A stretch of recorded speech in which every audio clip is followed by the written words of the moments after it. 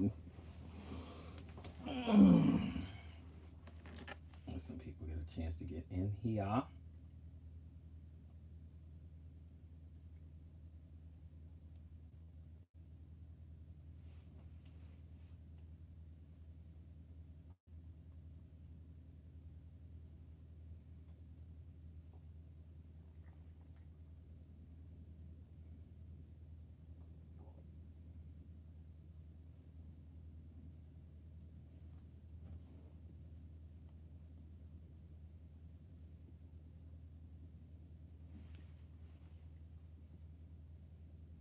All right, all right. If anyone's in there, give me a 100 so you to let me know if you heard me. Sound check. Type in 100 for a sound check, please.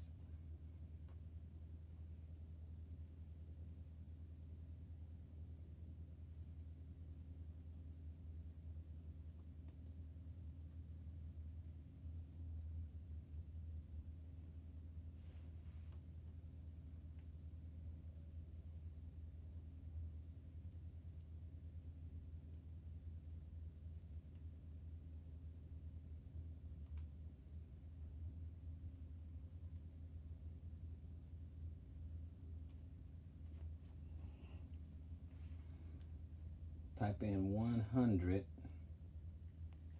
if you hear me. Let me go in there, see who's there.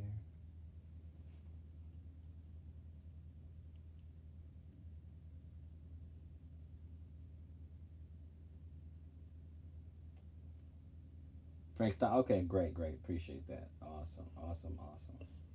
Just wanted to make sure. Let me switch that. Brave Little Lion. Robbie Rayner. Shalom, shalom, brothers. What's going on? Oh, Brave Little Lion. I just want to make sure. It was a brother or a sister. Okay, I just want to make sure. I'm assuming brother, but I want to be sure. So let me know. All right, turn that volume off.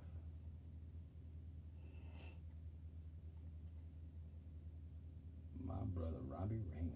All right, cool, cool, cool, cool. Appreciate that. All right. Yeah, I think we're good there. I think we're good.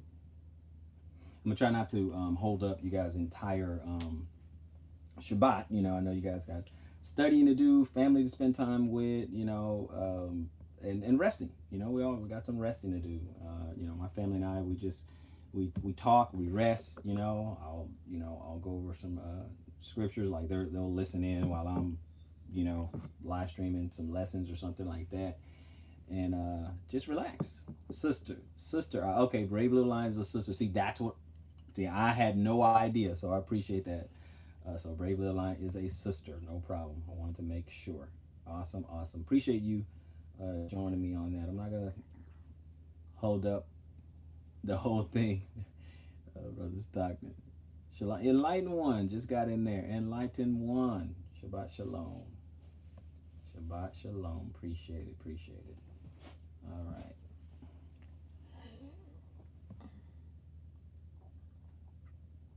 Shabbat Shalom.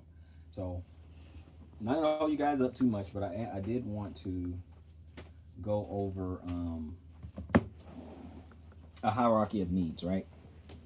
Especially for the homesteader. And I hope it's helpful because I was looking at some other prepping channels, and I was also studying Maslow's hierarchy of needs, and I said, you know what? Let me put together a homestead hierarchy of needs, right? Let me put that together. And what I wanted to do, hold on a second here. Let me just put this up, write this other thing here too.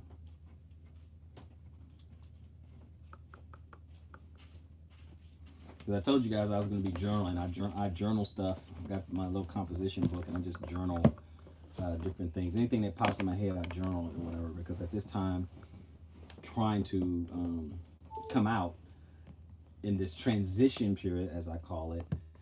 Justin Durham, shalom, shalom, Shabbat shalom. Appreciate it. I use it as an opportunity to kind of get your skills and your knowledge up and everything. And then, of course, here in a couple months, actually, I have to put my hand to the plow. I have to physically put my hand to the plow and stuff like that. And like I said, I was looking at all kinds of schools and different things, and man, nothing really opens up until the spring, so I can just kind of take, a crash course into anything. Carpentry, meat cutting. I was looking at everything. Like I said, I was doing carpentry, meat cutting, woodworking. Can't do any gardening because it's wintertime. Can't do any of that. Well, as far as schools and stuff, you can't do that. Nothing else is available. Like nothing is available. Heavy equipment and stuff, backhoes and tractors, things like that. You can't even learn that. It's wintertime. It's cold. Can't do that. So I've been looking at everything. Okay, you can ask me why. I was looking up at everything, but nothing is, Sacred Visions, wife of enlightened one. Shalom, shalom, sister, and to you too. Blessings to you and your household, enlightened one. But yeah, I was looking at everything, and I can't find anything. I can't find anything because I was like, you know what? In this slower period, for me, I can go to these different, homesteading schools and things like that, and learn how to do things. But wintertime classes, Google it for yourself. Winter, nope, nothing doing. And I was anywhere in the U.S. I'm trying to find something, right, where there's a little, 1 day, 3 day, 5 day, course or anything. Nothing. So I'm like, you know what? I'm still looking, but nothing is going on. But we're gonna get into it. This is not like I'm not gonna pop out like a lot of scriptures and things like that. This is not what this live stream is really about. But it's a hierarchy, archery, and so okay, archery. Okay, you know what? Thank you, brave little lion. I may go do that. I may look into that. That's actually not a bad idea. May look at some archery. You're right, because I don't know how to shoot bows and arrows. I need to get the fundamentals and things like that. So it's actually a good idea. That's actually a good idea. I'm gonna look that up. I appreciate that. I'm gonna write that down, and that's gonna go under my hierarchy of needs. That's gonna go under training. I like that. I like that. Let me write that down.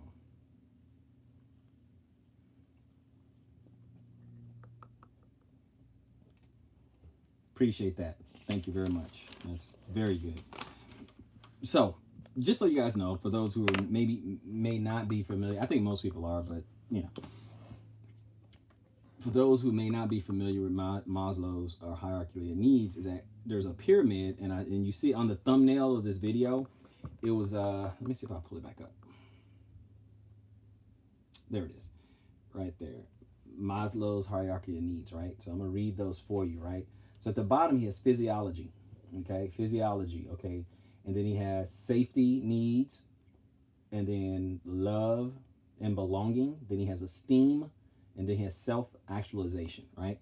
So let me talk a little bit about each need, just a little bit, just give you an idea, so you'll know when I have my Homestead hierarchy of needs, you know where I'm coming from. Now, it's loosely based off this, okay? It's not following the strict rules of Maslow's hierarchy of needs. It's just modeling, okay? You're just modeling it. So, starting, from the bottom, he starts with physiology, right? What we need for our physiology: food, water, shelter, sleep, things like that, right? That's what we need physically for us to be well, right? We need those type of things physically. Then he goes to safety, and the safety is security of yourself, your family. You need security in your income, or employment, security in the things that you're trying to get accomplished. Those type of things, right? In that area, okay, that's that next step up, right? And then after physiology and safety, he goes to love and belonging, meaning our need to have family and friendship and intimacy, etc. Along those lines. This is a hierarchy of needs, right? And so it's just getting, one on top of the other. So the next level is esteem.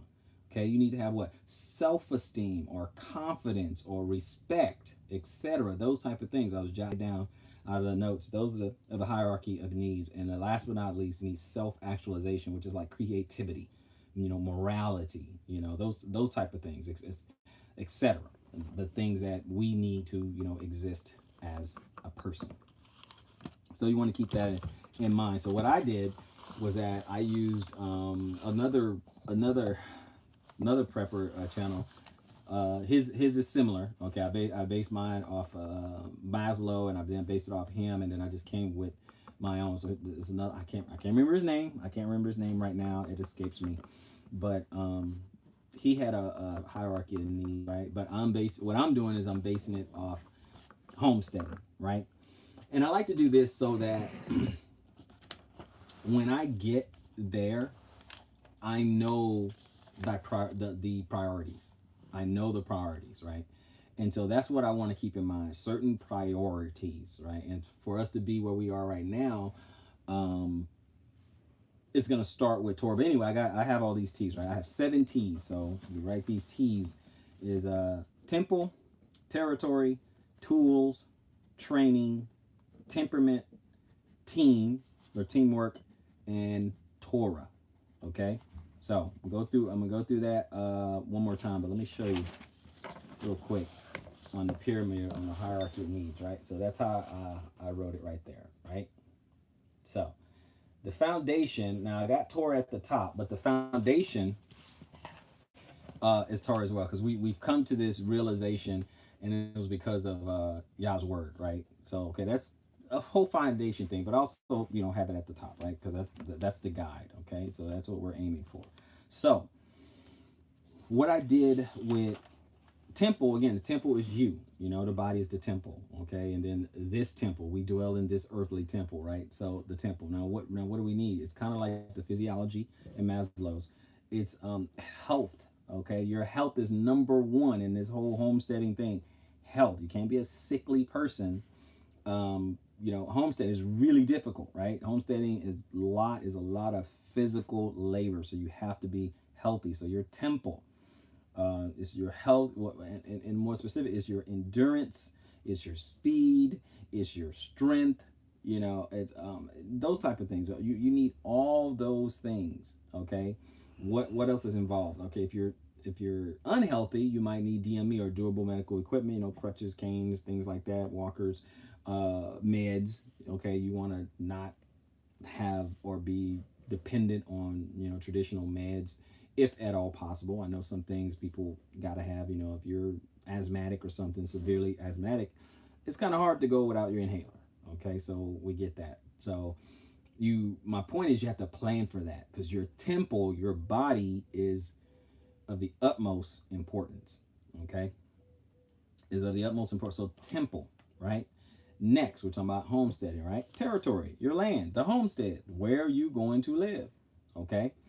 And I did a video a while back talking about 7 different, considerations. You just look on the channel when choosing a homestead and stuff like that. So your homestead or your territory, okay, the weather, the terrain, the rainfall, the population, the water, shelters. You're gonna need maps and things like that. When you have your territory, you're gonna need all these things you have to consider.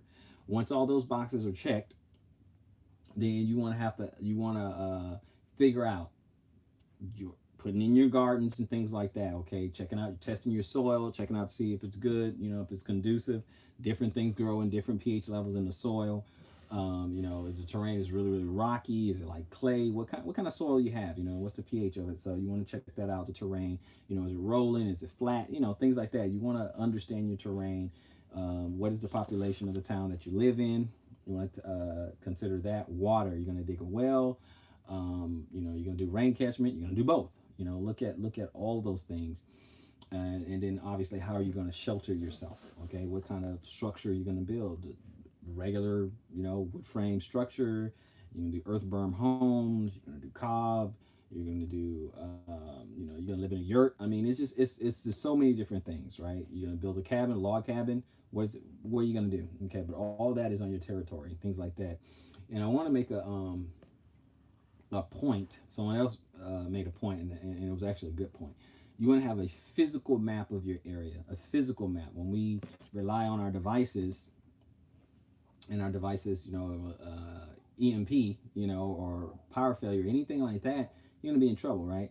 So you want to definitely have a physical map. An EMP cannot affect a paper map. So you want to just have that, as a backup, and have the layout of the land, territory, knowing your land, walk your land. You got 10, 15 acres. At some point, you need to have walked your entire land. Know every inch of that land way better than the enemy, right? You want to know every inch of your land, where everything is, so that you have that advantage, right? That you have an advantage. So you want to do that. So that's on territory. Okay, now that you have your territory, you have your homestead, then you want to move to tools. What kind of tools are you going to need? You're going to need a lot of digging. You have to fell a lot of trees. You have to dig some holes. You need a backhoe. You need jackhammers. I mean, what do you need? The tools that you need. You have all these tools. Okay. You need filters, and you might need batteries. You need chainsaws. You got your hammers and nails and screws and drills. You all kinds of things. Okay. You need so many different tools. You need these tools to get the work done. The work that needs to be done on a homestead, to get those things done. Right. You're gonna need the tools. So that's the fourth T out of the 7, which brings me to the 5th, and that is training. Okay, road atlas map, irrigation, crop. Yeah, okay, keep it. Hey, brave little lion, keep it coming, because you got some really, really good ideas, and I'm actually going to look some of those things up. So, Deb, keep it coming. Some of the things I can do right now in the next 2 months, while I'm here, while I'm out west. So, definitely want to do that. Training, which Brave Little Lion brought up, which I like. Training. You have all these tools, and then you have all these things. You're gonna need training. Okay. A bow and arrows. Archery. That is a tool, but guess what? You need training on how to use it. It's nice to have guns, but you better know how to use them. So training is important. For security, you need training in security to secure your land, to secure your food stores, to secure your home. You need training. Get some training. Firearms, you need some training. You need physical training if you end up in a hand-to-hand situation, some MMA training, some self-defense, something. You need some sort of training. Grant Hill, hitting all those topics. There you go, brother. How you doing? Glad you were able to join me. But yeah, so you need training. You again, the firearms, the MMA, survival training. Training. How can you start a fire? Can you start a fire from scratch? Okay, got to work on those type of things. Basic things. These are basic things for survival, like level 1 type things. Okay, level 1 type things. We need those. Okay. Off grid, contracting. If you know how to do those type of things, you need training on how to set up solar. You need training how to set up rain catchment.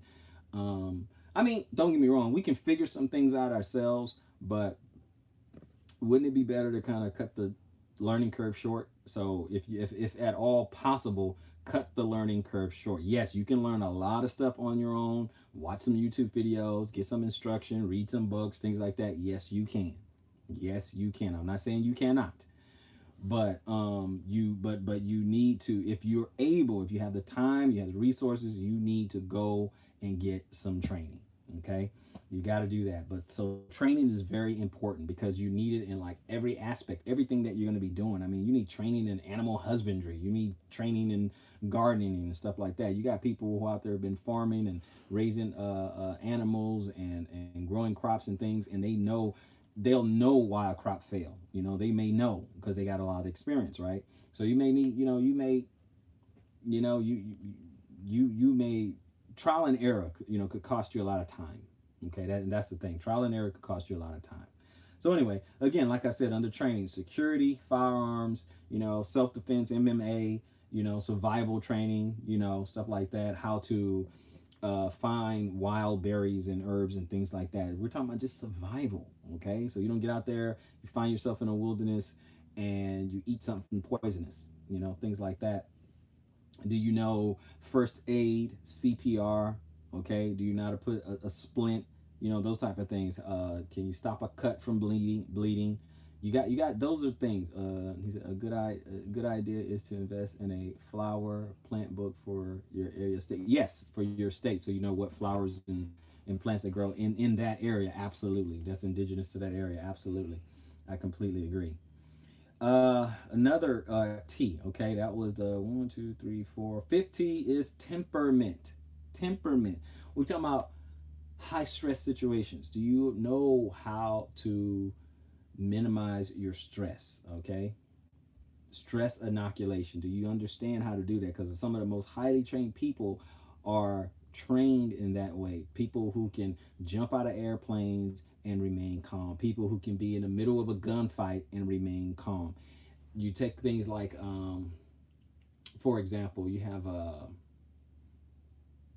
I'm gonna take something silly, like James Bond, James Bond, something like that. When he's in these high stress situations and bullets are flying and everything, then he still seems calm. He's just, loading his gun, getting ready, stuff like that. He just remains, calm. You have to do that so that you can think clearly.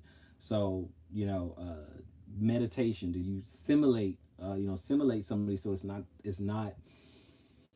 You need to simulate certain situations so it's not crazy. Like for a good example, okay, go paintballing, right?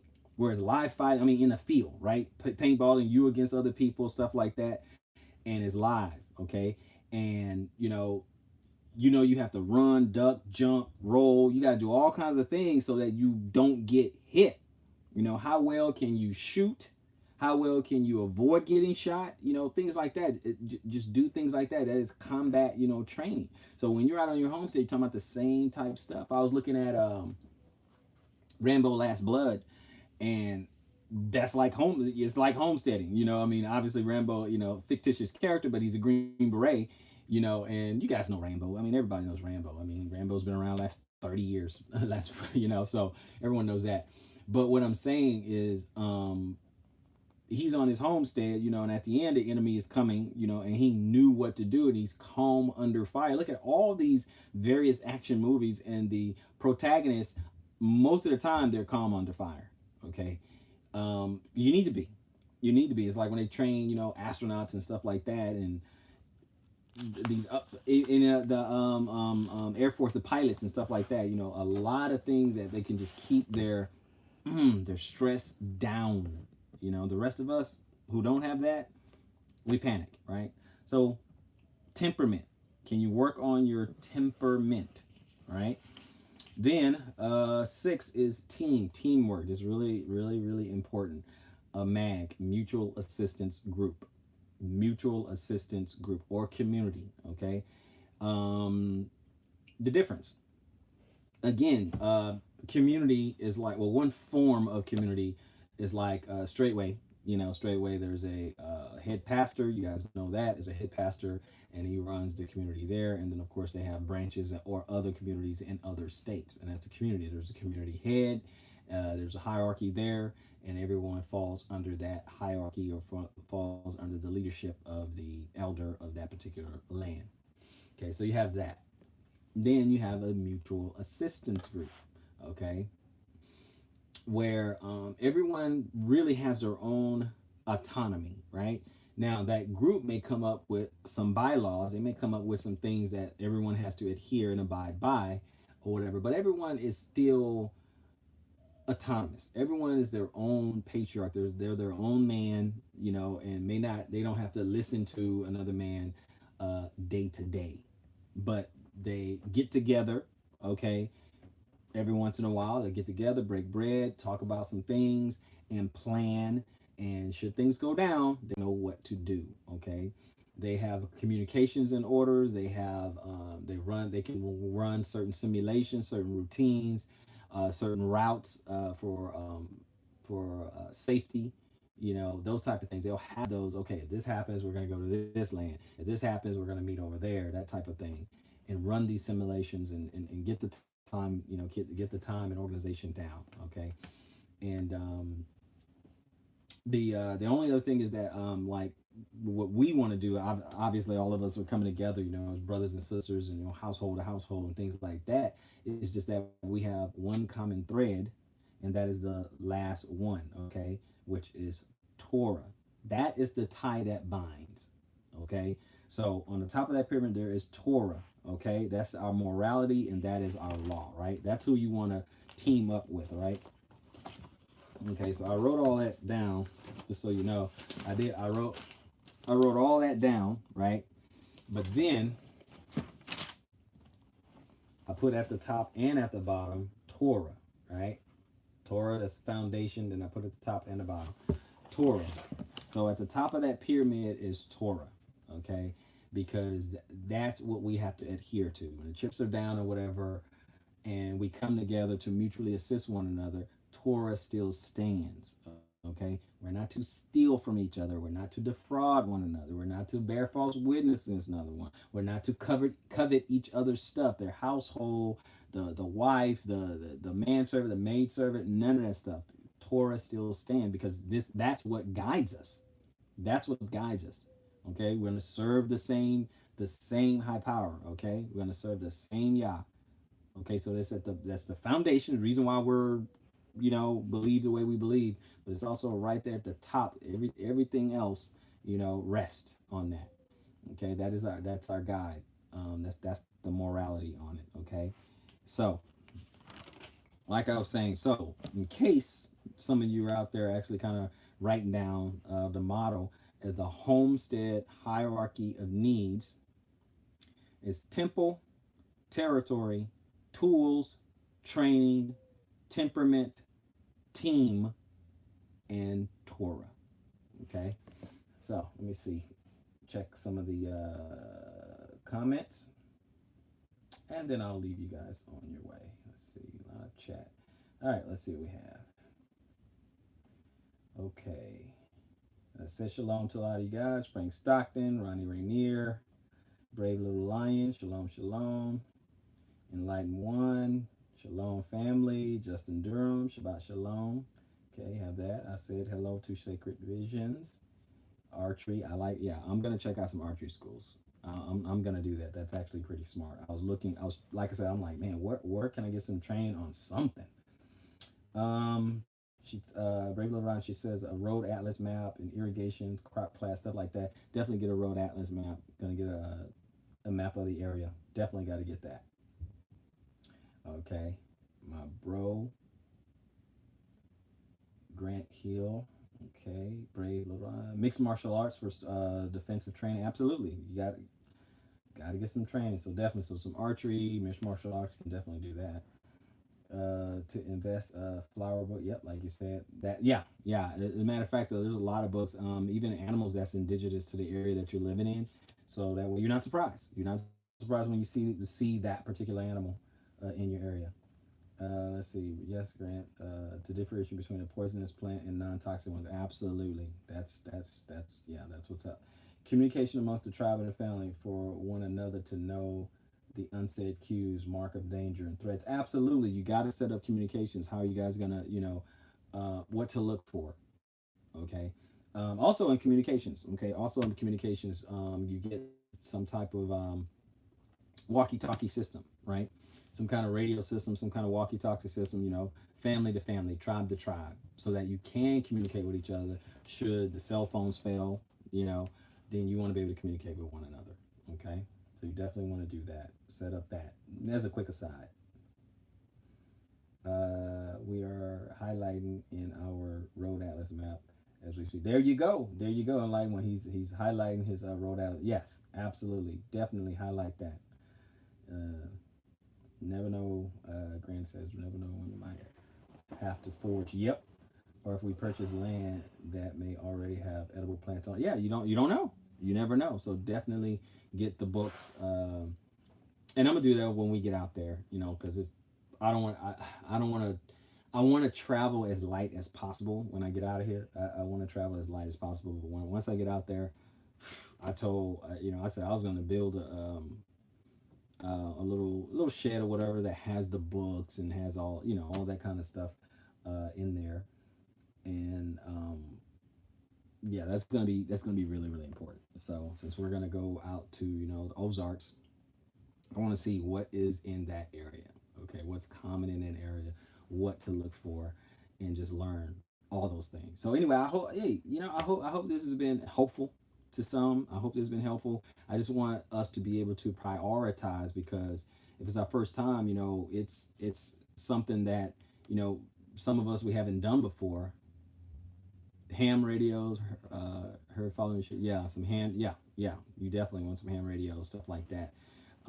Very important. Very important. Get your communications down, things like that. And that falls under this the hierarchy there. It's about to get rid of reptile species so you can recognize. Yes, very important. Learn the native reptile species so you can recognize the non-harmless ones. Absolutely. Absolutely, because like that coral, the coral snakes, those are the tricky ones, right? The yellow, the black tusked yellow and red, they're like yellow, black, and red, stuff like that. And I'm not saying they're out there in Ozarks. I don't know that. I'm just saying you gotta, it's important to recognize, poisonous snakes from non-poisonous snakes. So that's gonna help. It's helpful to recognize, edible, if you have to go forage, edible plants and berries versus non-edible plants and berries. So very, very important. So see anything. All right, anything else? Yeah. And they don't always follow the pattern. Okay, understood. Okay, let's see. He said, look into emergency crank, solar, USB, battery, weather alert radio. Yep, they can charge you. Yes, absolutely. Yeah, I seen those where you just crank. It works like it's like a carburetor. Like an alternator, and you have to crank it. It's a hand crank. So basically, it's a transducer where it's changing mechanical energy into electrical energy. So yeah, I saw that. You crank it, crank it, crank it, crank it, and then it'll generate some power there for you. So I definitely understand that. That's very important as well. So you can still know what's going on. Weather and news events and things like that. You can still know what's going on. Anything.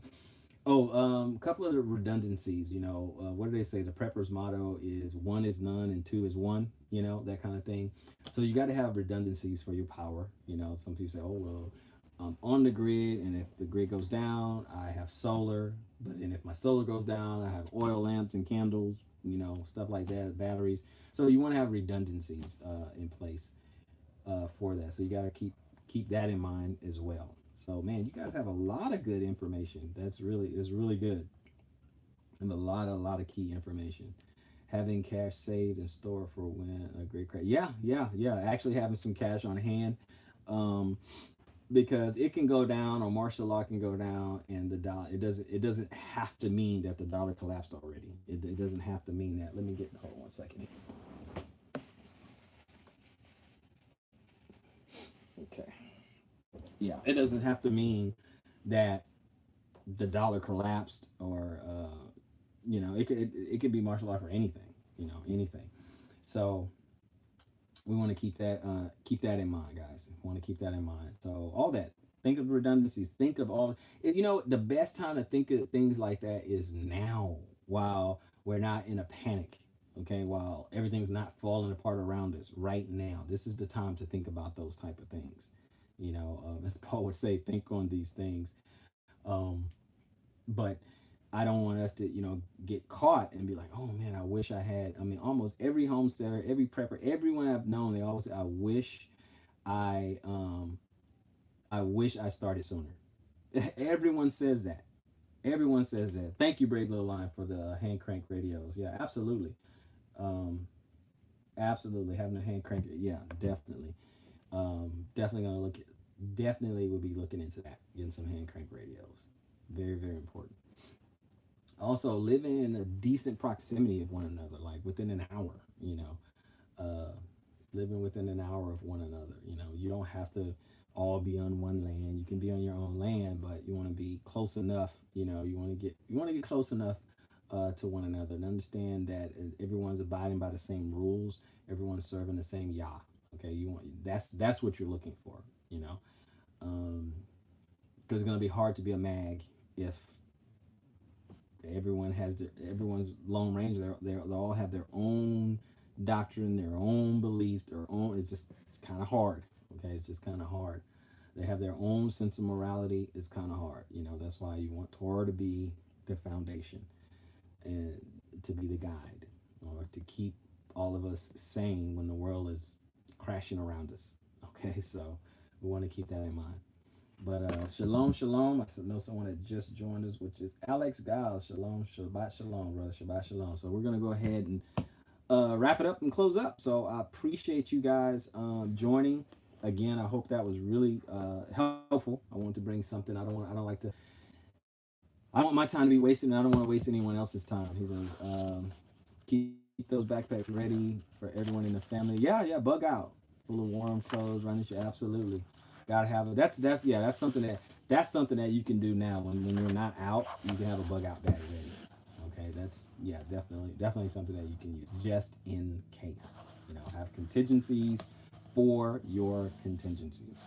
I was looking at a video the other day, and it was a prepper, and they were talking about food stores and things like that. And then of course, he got a troll, and they said, well, it's good to know you're gonna have all that stuff, because now all we have to do is, kick down the door and take it and that kind of thing. And of course, people, kind of going back and forth with that person. But there's some people out there that think that way. They're not gonna prepare. They're not gonna do anything. They just feel like, hey, I'm just gonna go take from someone else. Well, yeah, you can do that, and you can get the people who have poor security. But what if you kick in or trespass on the wrong property? What if you kick in the wrong door? So that's something to think about. What if they kick it? What if they get on the wrong piece of property? Yeah. So, all right, guys, I'm gonna go ahead and go let you guys do your thing and have a blessed and peaceful and restful Shabbat. Any other ideas or anything, peace, put it in the comment section below, guys, and I'm going to see you on the next one. Shalom, mishpakala. Mishpaka, I said that all wrong. Mishpalalakala, la la la. Shalom, family.